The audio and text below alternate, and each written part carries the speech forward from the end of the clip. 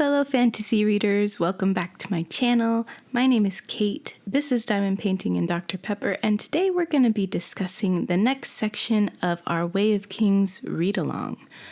So this week we're going to be going over chapters 16 through 25 of the Way of Kings, and I'm so excited to talk about this section with you guys. I hope you have been having a great time reading along. Once again, I just want to remind you guys that this is not going to be a spoiler-free discussion, and also that I have made a playlist for this read-along, so if you want to start it from the beginning, if you're coming in late, then you can check out that playlist to see all of the recaps up till now. So for this week, we're starting out with chapter 16, Cocoons, and this takes place 7.5 years ago when Kaladin was 12. And he is out hunting for lurgs with his little brother Tien and their friend Laurel. I love how Sanderson works in here descriptions of how they farm their grain in these polyps that grow grain and then get dried out later to provide food for the town. And it's just another element of world building. Like, how do they grow crops in this world with such heavy storms that come so regularly? And so he provides the answer to that, and I think that's really cool. I also like the additional element of the deworming that has to happen every year, where they have to hunt for these little worms that get in the polyps and eat the grain. And I just really was fascinated by the descriptions of that. It felt very real, something a small town, farming town would be concerned with and have to deal with. During this chapter, it's clear to us, the reader, but not as much clear to Cal, that Laurel is interested in him and trying to get him to do things that she thinks would make it possible for them to have a future together, like go to war and possibly earn himself a shard blade and become a light eyes so that they could get married. He doesn't see any of this. But also, even in these early days when he's just 12, he's still showing signs of depression. So it's something that's been with him for a long time. And for some reason, his little brother Tien knows exactly what he needs to make him feel better and is able to do that for him. And it might only last a short time, but as someone who has also been diagnosed with depression, anytime you have someone in your life who knows what makes you tick and knows how to make you smile, that's a pretty big thing and can make a world of difference. And for me, I can start to see why Kaladin is feeling so lost now where he's at, knowing that Tien has died and he feels responsible, and that Tien was one of the people who could always make him happy or make him smile even for a minute. And then to have that special person taken from you and to feel like you couldn't stop it and you couldn't prevent it, I think that's a lot for him to handle. Anyway, so they go looking for these little lurgs, which are amphibious creatures that kind of build a shell around themselves where they can keep dry inside. And then just after they find one, they see a group of boys gathering at the foot of one of the hills, and these boys are usually working in the farms with their dads, but for some reason they're off right now. And Kaladin wonders what they're up to, and Laurel says, "I don't know, let's go see." Cal's interaction with the boys shows that he doesn't really know how to fit in with them, and that because he comes from a family that's a higher status than the rest of the boys, he's kind of looked at as an outsider. And then Laurel kind of starts a fight between Cal and this other boy. She does it in a way that nobody suspects her, but it's pretty clear she knew what would happen. And I think it was kind of nasty of her. But it did get Kaladin to fight for the first time with a quarterstaff, and he immediately felt a connection with it, like it was something he was meant to be doing. He loses the fight because he doesn't have any training, and the other boy does, but he immediately asks the other boy to train him in the use of the quarterstaff, which the boy declines because he knows Cal's father wouldn't have it. And since they're of a higher status and station, he could get into trouble for that. I also noticed that this boy teasingly calls Cal a lordling here, which is also the same teasing nickname that he's given by Gaz in the bridge crew. So even still as an adult, he doesn't quite know how to talk to people without making them feel like he thinks he's better than them, even if that's not what he's trying to convey. But after he loses a fight and is denied the chance to train with the quarterstaff from the other boy, he goes home and discovers that the lord who rules the town has died, despite his father's best efforts. And his father tells Cal that the spheres they've been using for lighting in the surgery room have been gifted for Cal's education, and that it was the will of the city lord that those should be used to send Cal to Carbranth to become a surgeon. And he kind of feels conflicted about this, like his choice has been taken away from him, because he still kind of wants to be a fighter and go to battle. And he also, before this, seemed like he was okay with being a surgeon too, but now that the choice is gone, he feels the loss of the option to be a fighter.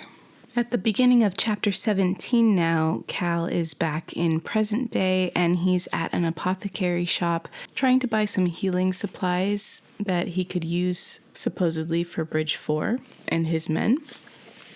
But everything's a lot more expensive than he anticipated. He is able to get a few things, but his meager wages are not going to go far, and that's pretty clear with this interaction. Also, as he's speaking to the apothecary, we learned that he was trained by his father, and his father was trained by a man who had studied in the Great Concourse of Carbranth. So that kind of nulls the possibility of him having gone to Carbranth before he wound up at war. But we need to keep reading to figure out exactly how that went. As he and Syl are leaving the apothecary, Cal just kind of notices that all the camps are so separated between all of the different armies of the High Lords, and he's kind of dismayed about that. And I like what Syl says. "People are discord," Syl said. "What does that mean?" "You all act differently and think differently. Nothing else is like that. Animals act alike, and all spren are, in a sense, virtually the same individual. There's harmony in that, but not in you. It seems that no two of you can agree on anything. All the world does as it's supposed to, except for humans. Maybe that's why you so often want to kill each other." And I just thought that was a really interesting way to look at humans versus everything else in our world too.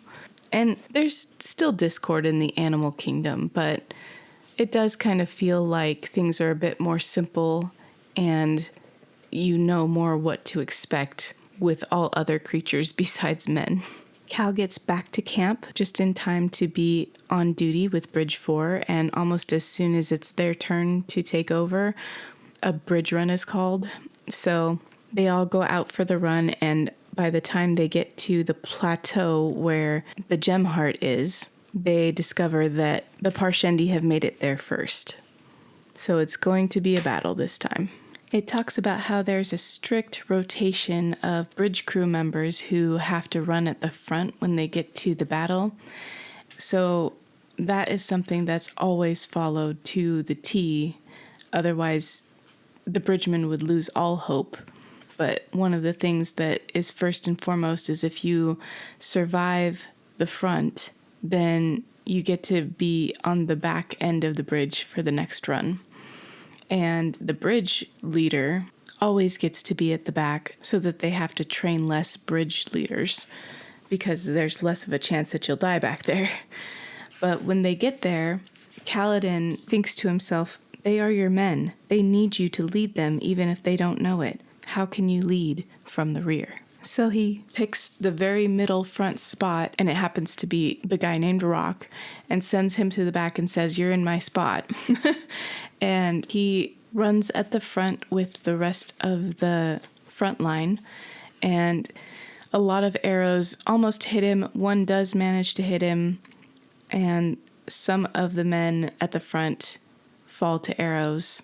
But he survives the bridge run. They put the bridge down, they push it forward, and he goes to work finding every single member of his bridge crew and figuring out whether they're alive or dead. And if they're still alive, whether they're injured or not, he pulls them all to the side and starts trying to do healing work on them. And some of the other members of Bridge 4 who weren't injured even start to help him, bring him things he needs, or go find other members of their crew that are still on the battlefield and bring them back. So he doesn't ask them to do this, but because he's working so hard to help them, they feel encouraged to also help. And several of the men are injured to where they can't walk, and there's a standing rule in the bridge crew that if you can't walk, you're left behind.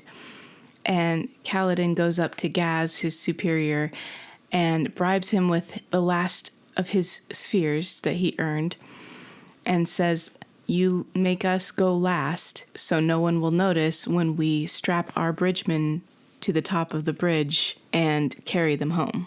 And when Gaz tries to resist this, Kaladin says he will kill Gaz and be executed if Gaz doesn't agree. And Gaz can tell he's not joking, so he gives in. And one thing that's interesting to note is both when Kaladin was at the apothecary to spend his spheres and when he gives his last sphere to Gaz, the spheres that had been infused with light just that day were now done. The light was gone. And that is something that's unusual. Usually the light only goes away after a set period of time. So it's interesting that all these spheres have gone done in just one day. So chapter 18 opens with Adolin confirming with two of the camp leather workers that Elokar's saddle strap was definitely cut, but they're unable to tell whether it was cut as an act of sabotage by a person or if it was just cut by the saddle kind of crimping it. So it could still be an accident, but it could also be a sabotage attempt. Then we cut over to Dalinar, who's making his way up to the palace where the king is, because he's going to talk to the king. And he's bringing the wife of one of his officers who can scribe for him. And it talks about how some of his officers have been hinting that he should get remarried, at least to have a scribe, which I thought was interesting. And someone had mentioned in one of the comments for this read-along that it's interesting that women in this world hold so much of the knowledge. And I just find it really fascinating how the men of this world are expected to be kind of the physical power while the women have the intellectual power and status. Anyway, this quote says, "Some of his higher officers hinted to him that he should marry again, if only to have a woman who could be his primary scribe. They thought he rejected their suggestions because of love for his first wife." Now, this isn't the first time he's mentioned his wife, who was Adolin and Renarin's mom. And I forgot to mention it, I think, in my last video, but it talked about how he couldn't remember her, not even her name or anything she looked like, which is very unusual. Anyway, this continues. "They didn't know that she was gone, vanished from his mind, a blank patch of fog in his memory." Though in a way his officers were right. He hesitated to remarry because he hated the idea of replacing her. He'd had everything of his wife taken from him. All that remained was the hole, and filling it to gain a scribe seemed callous. So something is going on here. Like, people don't just forget a whole person. And it even said in the previous chapter that when someone says her name, it just sounds like a whoosh of air to him, like he can't hear it. That sounds like magic to me. But for what purpose? We don't know. So anyway, he's talking with this scribe Teshav on their way up to the palace, and they're talking about whether or not some of the high princes going back to Alethkar for a visit would be a good thing or a bad thing, because if they go back, then they can't keep an eye on them, but it would maybe help stabilize Alethkar, their home country, while it's at war, and who knows who might be creeping in on its borders while they're over in the Shattered Plains. Dalinar talks about how he's worried that these high princes won't have enough loyalty to Elokar to keep them together as a country. He says, during the reign of a man like Gavilar, men stay loyal because of their respect for him. During subsequent generations, men begin to see themselves as part of a kingdom, a united force that holds together because of tradition. But the sun's reign, that's the dangerous point.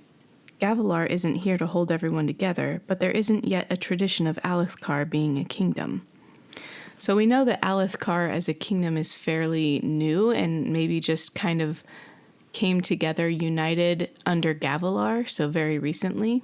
And it's pretty important to Dalinar that Elhokar proves himself as a worthy king and that all of the high princes stay loyal to him so they can all be one united country. Once they get to the palace, Dalinar has a cute little interaction with Renarin here, where he kind of has a realization about what Renarin might feel like to be the second son and to not be as physically powerful and adept as his older brother Adolin. And so he promises him that the next time he's able to win some shard plate or a shard blade, that it would go to Renarin, so that he can be a shard bearer, and that would also overcome any of his problems fighting that he might have due to what they call his blood sickness, so some kind of illness that causes him to have fits. The shard blade would be light enough that it would be easy for him to wield, and the armor is strong enough that I kind of imagine it like hydraulics. It kind of powers itself, so it doesn't feel heavy when you're wearing it, which is cool. So yeah, that makes Renarin really happy. Then we hop back to Adolin, and he is talking with one of the Ardents named Kadash, and he's kind of asking him about these fits his father's been having, these like visions and delusions, and whether or not Kadash thinks that's a danger to anyone or a danger to Dalinar's leadership. And Kadash has to kind of speak very politically and carefully because he's owned by Dalinar, and so he can't really say anything that would sound like he was against him in any way. He ends up saying, "Your father is not to be mocked or diminished. If his visions are true, then it is between him and the Almighty. All I can say is this. I know something of what it is to be haunted by the death and destruction of war. I see in your father's eyes much of what I have felt, but worse. My personal opinion is that the things he sees are likely more a reflection of his past than any mystical experience." So the Ardent is basically thinking that this is like battle shock and just PTSD from all of the fighting that Dalinar has done. But he can't say that for sure because he does believe in the Almighty and thinks the Almighty might be sending Dalinar these visions. Then we're back with Dalinar as he meets with the king, and at first he's trying to convince the king that they need to maybe reconsider staying in the Shattered Plains and continuing to fight the Parshendi, because it's come to kind of a stalemate and they're just going out to kill these chasm fiends, and they're not pushing in on the Parshendi at all to satisfy the Vengeance Pact. So maybe it's time to go home. But after that suggestion is not received very well at all by the king, Dalinar kind of reconsiders that maybe he's going about things the wrong way with Elhokar, and he tries to convince Elhokar to make him High Prince of War, and that maybe if each of the High Princes could have a different job, that would kind of bind them together and give them a purpose. And the king doesn't agree right away, but he does offer a compromise. He says, "I'll let you prove it to me. If you can show me that they are willing to work with you, uncle, then I'll consider naming you High Prince of War. Is that satisfactory?" So now Dalinar's got to figure out how to approach the other High Princes and get them to cooperate with him, so that he can start to hopefully bring everybody together into more of a unit. So then as he and Renarin are headed back to his camp, they notice that the sky is turning dark and that a high storm is incoming, even though it was predicted to have been unlikely. And Dalinar's nervous because he knows that during high storms, he has these visions, and so he's riding really hard to try and get back to his camp so that he can have some relative privacy for when that happens. But they just can't make it in time, and they wind up in a barracks with a bunch of other soldiers, and he's hoping that the vision's not going to happen this time. But as soon as the storm hits, it starts. And that's when we move to chapter 19, which is all about Dalinar's vision. So in this vision, Dalinar kind of seems to be inhabiting the body of somebody else, and we learn it's somebody way back in time, back when there used to be things called desolations. And I'm so curious how these visions work, because he's not just a passive watcher of these events. He's inhabiting this body, and he can speak to everyone around him and do different actions than the person would have done.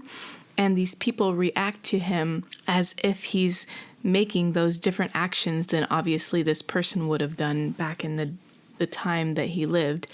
Like, this is a farmhand who doesn't know how to fight, but Dalinar's there killing these black midnight essence things that are attacking with a fire poker and doing all these sword stances and stuff that the farmer that he's inhabiting wouldn't know. And he can ask people questions and, like, what year is it? And people are confused, but they answer him. And yet, when the body of the farmer's wife is taken over by what Dalinar thinks is the Almighty and starts talking to him, it's almost like canned responses. Like, Dalinar thinks he's being given answers to the questions he's asking, but they sound just a little bit off. Like, it's not the way that a normal person would respond to a question. It almost seems like it's pre-recorded to me. And yet the rest of the vision is so interactive. So, I don't know, I just find that really fascinating. I love this description of Dalinar's vision and how immersive it is. But when he comes to, we find out that he's basically been acting all of this out in his real body as he's experiencing it in the body of this other person. So he's had to be kind of held down by these soldiers, and they're kind of looking at him like he's going crazy. And he's a bit nervous that he had to be observed during that one because he couldn't get back to the barracks in time, but there really was no help for it. Mostly he's just confused about what the vision meant and seeing the Knights Radiant come down to help these people during this desolation. And they had told him, because he fought so well, that he should come to be with them at a place called Urithiru to help with the cause.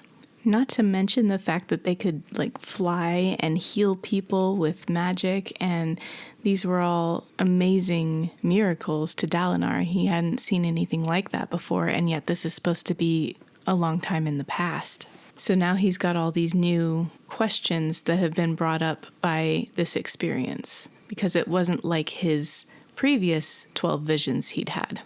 Chapter 20 is a very short but very heartrending chapter about when Kaladin loses his first patient. He happens upon a scene in his village when he's 13 where a girl had fallen from a high place and had broken her leg and was bleeding out, and he tried to save her. He cauterized the wound and stopped the bleeding, but it wasn't in time, and she passed away. He has this little interaction with his father hours later as he's crying outside of their house. And Liren tells him that he did a wonderful job. He didn't freeze up, and he did everything he could, and that he'd make a fine surgeon one day. But all Cal could think about was that he failed because he wasn't able to save her. So he says, "I don't want to be a surgeon. I'm terrible at it."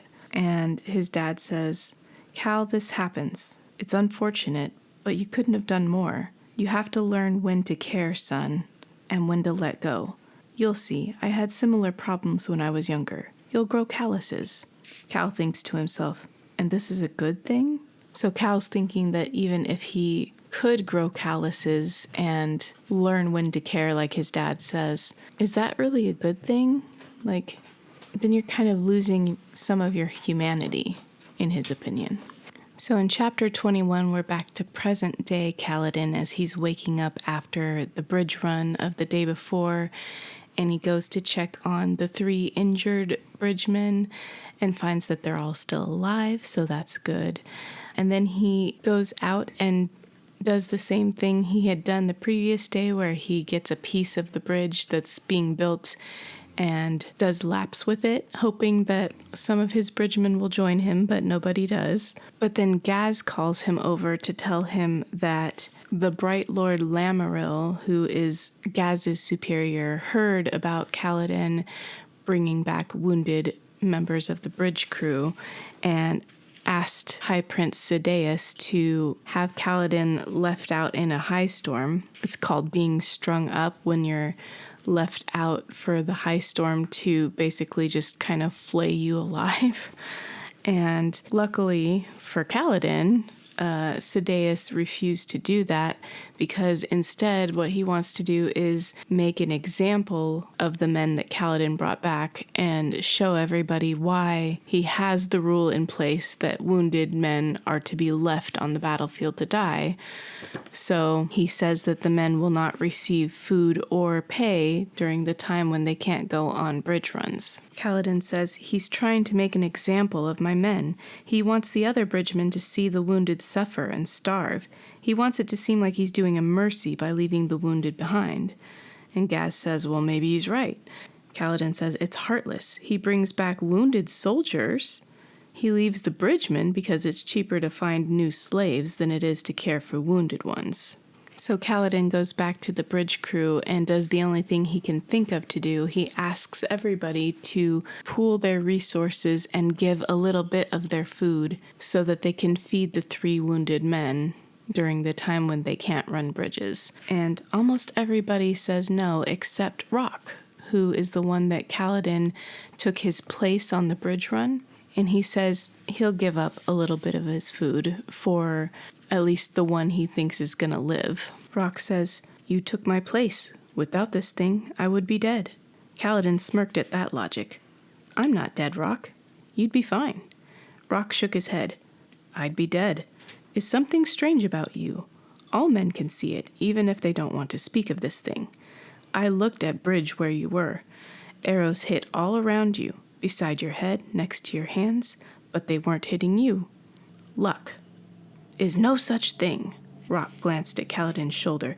Besides, there is a Mafaliki who always follows you. So Rock can see Syl, which apparently is something people in his village can do. They can see Spren, even when Spren don't consciously make themselves visible to them, which is cool.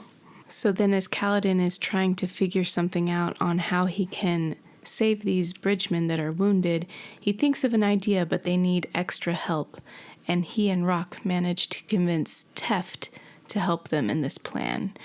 And Kaladin convinces Gaz to let Bridge 4, I say let in quotation marks, Bridge 4 do the stone collecting that afternoon, even though it wasn't their turn for that job that most bridgemen hate. But it does take them outside the camp, and there's a special plant that grows there. And this is the plant that he had noticed on his way in that can make the antiseptic medicine that he needs for his men. Chapter 22 takes place at a party that Elhokar is throwing for all of the light-eyed nobles, and we start out with a really funny interaction between Wit and Dalinar. A lot of people actually aren't amused by the humor Brandon Sanderson uses in his books a lot of the time, but I don't know, it strikes a chord with me and usually makes me giggle, so this time is no exception. And then after they get done chatting, he hears Wit greet Navani, who is King Elhokar's mom and Yasna's mom. And Dalinar is surprised and a little bit thrown off balance by the fact that she's there because, as far as he knew, she was in Alethkar helping King Elhokar's wife run the country there. And he can't help but notice her beauty, and that troubles him because he feels like he's betraying his wife, who he can't even remember. So he sits down to eat immediately because apparently if you're eating and it's rude for someone of the other sex to come and approach you and talk to you. So instead, Adolin comes up to talk to him about how worried he is regarding Dalinar's vision that he had the other night and all the rumors going around camp, because that was witnessed by all the soldiers in the barracks. And on top of that, King Elhokar apparently told people that Dalinar had mentioned maybe disregarding the Oath Pact and going back to Alethkar. Dalinar kind of brushes him off and tells him it's not the time or place to talk, but that he will listen to him later and seriously consider his words. I think he did a really good job of responding to Adolin here without getting upset and showing him that he values Adolin's input and insight. While he's talking to Adolin, though, he finishes eating without realizing it and then is immediately visited by Navani, who can now come and talk to him without breaking propriety. And she has a servant girl place a chair for her kind of very close to the king's table where Dalinar is sitting, but not at the table because that would be inappropriate. I also think it's funny that men and women have different food. Like there's women's food and men's food and they taste different, like they use different spices. So just another way that the sexes are really divided in this culture. So Navani is telling him the 3 reasons that she decided to come back to the Shattered Plains. One is that it seems like all the important players are there, and so that more and more this is becoming the center of where the action is happening, and she feels like she wants to be a part of that. She also wanted to bring news that members of a different country, Vedanar, have created something called half shards, which are like shields that can stop blows from a shard blade, which is big news because it's one step closer to them figuring out how to create shard blades and shard plate, which no one has been able to do. They're still using shard blades and shard plate that were abandoned when the Radiance left thousands of years ago. And then the third reason, she not very coyly hints that it's because she wants to pursue a relationship with Dalinar, which makes him extremely uncomfortable, both because of his previous wife, who has been out of their lives for the past 10 years, but he can't remember and still feels loyalty to despite that. And also because she's technically supposed to be considered his sister since she is the widow of his brother. But as they're sitting there kind of awkwardly discussing this, Elhokar makes an announcement that he is making Sadeas the new High Prince of Information after he had just told Dalinar that he didn't think that the other High Princes would accept Dalinar being made High Prince of War. And he also says that Sadeas will be investigating the cut strap from the saddle that Dalinar had been investigating with Adolin. And since the king's saddle had been prepared by grooms from Dalinar's war camp, what the king doesn't realize is that this kind of makes it look like he suspects Dalinar of sabotaging his saddle. And that's why he's taken Dalinar off the case and put Sadeas on the case. But of course, when Dalinar goes and talks to him, he discovers that this has all been maneuvered by Sadeas, who has kind of manipulated the king into thinking that it was a great idea. So it wasn't something the king was doing against his uncle, but it's definitely going to cause some issues.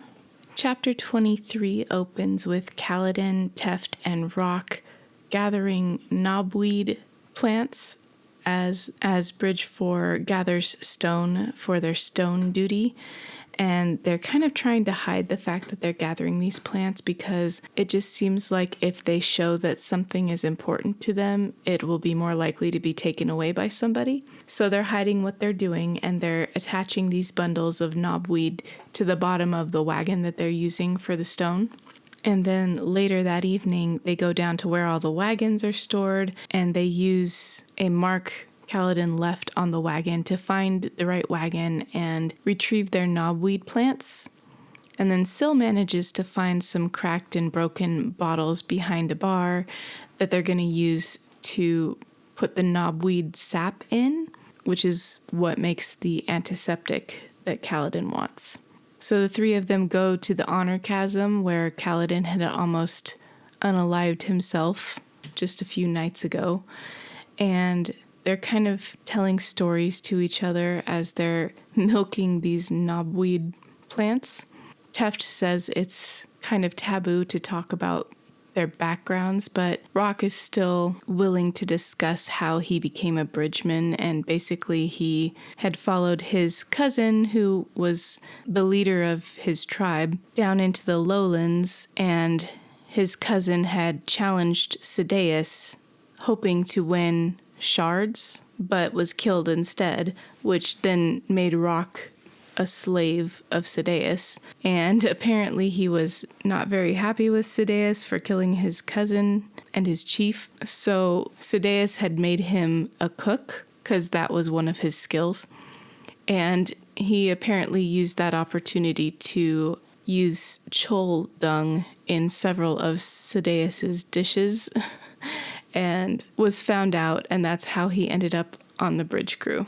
But as they were kind of laughing together over what Rock did to Sadeas, Kaladin has a realization that this is what he's been missing. If you show men that there's a possibility they could live but don't give them something to live for, then they're not going to see it as a gift. You have to go that step farther and show them that there is something worth living for still. In chapter 24, Dalinar is meeting with one of the other high princes, Royan, the weakest high prince of the bunch, and trying to convince him to join forces with him to go fight on the plateaus and use their different skills to try and win a battle against the Parshendi. And he says that if they get a gem heart, they'll split the profits equally. And Royan is more concerned with what would happen if they won shards. And Dalinar offers to let Royan have the shards if that happens, even though he wants to win shards to give to Renarin. But Royan doesn't quite trust him. He says he'll think about it, but Dalinar's pretty sure Royan will say no, because he's more interested in just holding on to what he has instead of trying to fight for more as the weakest high prince. And after Royan leaves, Adolin joins him in the room and tells him that Sadeas is asking for their permission to come and question their grooms about the saddle strap. And Dalinar says they can't really stop him from doing that, and it would be a bad look if they tried to. And then he lets Adolin know that he's been given advice to trust Sadeas, and Adolin asks from where. And Dalinar won't really say, but that kind of just tells Adolin that it's from these visions that Dalinar's been getting. And Adolin kind of goes off on him. And he straight out says that he thinks Dalinar's going mad and that these visions are just all in his head and they're not to be trusted. Dalinar tries to tell him again that this isn't the place to talk about it and that they'll talk about it later, but Adolin won't listen, and his voice gets kind of louder and louder as he's insisting that something is wrong and that Dalinar shouldn't be trusting these visions. Dalinar insists that they feel real to him, and Adolin says, well, of course they would. And then Dalinar gets frustrated and asks him to leave, and Adolin starts to make a comeback to that, and Dalinar finally loses it and says, go. So Adolin leaves, but he tells himself that that was something he had to do, but he hates that he was the one that had to do it. And the last chapter for this week, chapter 25, is another flashback with Cal. And it starts out with him overhearing a couple ladies in the village gossiping about his father, about how there's rumors that he stole those spheres from the city lord after he was dying, and that the city lord didn't actually gift them like Lirin claimed for Cal's surgeon training. And Kaladin kind of walks past them very conspicuously so that they know he heard them saying things about his dad, and kind of dejectedly goes and talks to his mom about how everyone in town hates his dad, and she gives him a sweet little pep talk about how they don't hate him, they just kind of resent him and fear him a little bit for his intelligence. She also mentions to Cal that she had indeed hoped that he would one day marry Laurel, even though she's of a higher status than they are, because that would give Kaladin's children a chance to be light-eyed and have a better life than Cal and Tian have.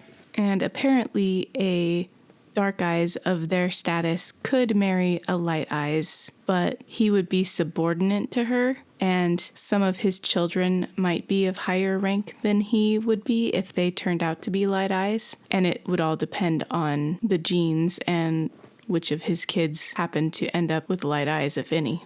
As they're talking, though, Kaladin's father comes up and tells them that the new city lord has finally arrived, and so they all go down to kind of watch the procession as he comes into town in his carriage. And as the carriage pulls to a stop and the new city lord gets out, he kind of just looks around at the crowd and gets a distasteful look on his face and starts to get back in the carriage without even saying anything. And Kaladin's father yells out his name, which is Rashon, and he angrily kind of turns back from the carriage and asks who spoke. And Lirin raises his hand and asks him if he had a pleasant trip and whether they could show him the town.